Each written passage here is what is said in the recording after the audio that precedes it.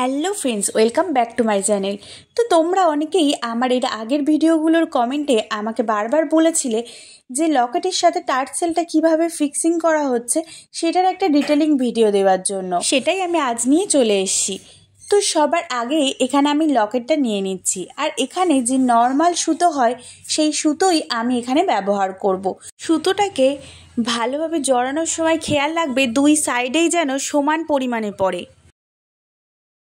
এবার আমি এখানে এই সুতোটাই ভালোভাবে ছুঁচের মধ্যে পরিয়ে নিয়েছি। দেখো, ছুঁচটাকে আমি ভালোভাবে টার্সেলের মধ্যে দিয়ে এপাশ থেকে ওপাশ করে নেব। সবার আগেই খেয়াল রাখবে সেটা হলো দুই পাশেই যেন সুতোর পরিমাণ সমান থাকে। এখানে ভালোভাবে আমি গিট দিয়ে নিচ্ছি, একটা দুটো নয়, ভালোভাবে বেশ কয়েকটা গিট দিয়ে নেবে। এখানে গিট দিয়ে নেবার পরে আমি এবার এখানে কিছু কটন বল ভালোভাবে সুতোর মধ্যে এখানে ঢুকিয়ে নেব।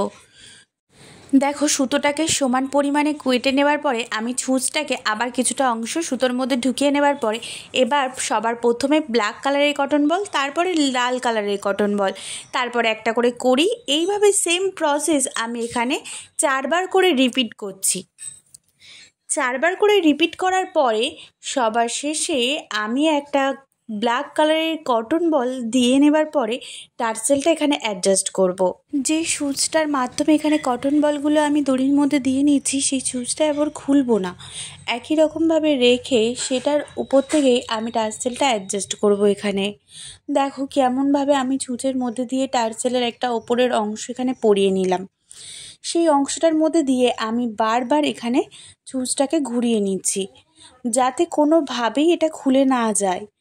ভালোভাবে গিট দিয়ে নেবে সবার শেষে। ভালোভাবে গিট দেওয়া হয়ে গেলে যে সুতোর এক্সট্রা অংশ সেটা সমেত ভালোভাবে এখানে পুরো অংশটায় বেশি করে আঠা লাগিয়ে নেবে। যেই আঠাটার মাধ্যমে সুতোটাকে এখানে টার্সেলের মধ্যে ভালোভাবে বারবার করে জড়িয়ে নেবে যাতে এটা কোনোভাবেই আর খুলে না যায়। যারা নতুন নতুন হাট তৈরি করছো তাদের জন্য আমি এই অপশানটা দিলাম যে তারা কম খরচে সুতোর মাধ্যমেই টার্সেলটা এখানে তৈরি করে নিতে পারবে। আর যারা ভাবছো যে সুতোটা ঢিলা হয়ে যেতে পারে বা সুতোটা কেটে যাওয়ার চান্স আছে, তাদেরকে বলি তোমরা এখানে পাতলা ধরনের যে তারটা পাওয়া যায় কিনতে, সেই তারের মাধ্যমে এখানে টার্সেলের সাথে ফিক্সিং করতে পারবে লকেটটা। সেই তারটা দিয়েও আরও ভালোভাবে হবে।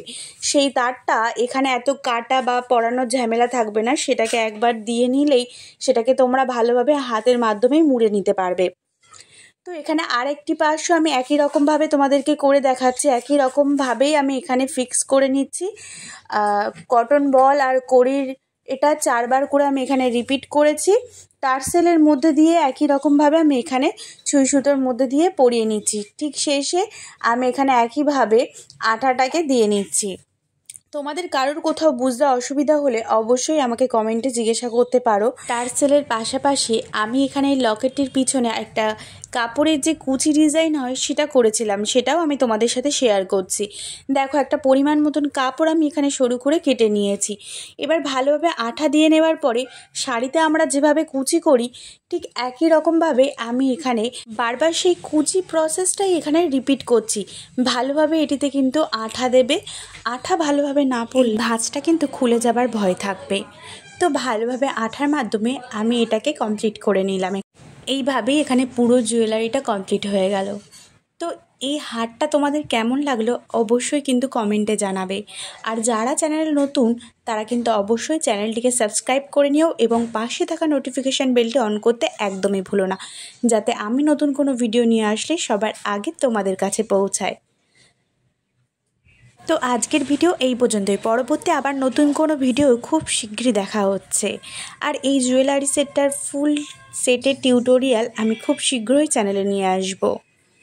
টাটা।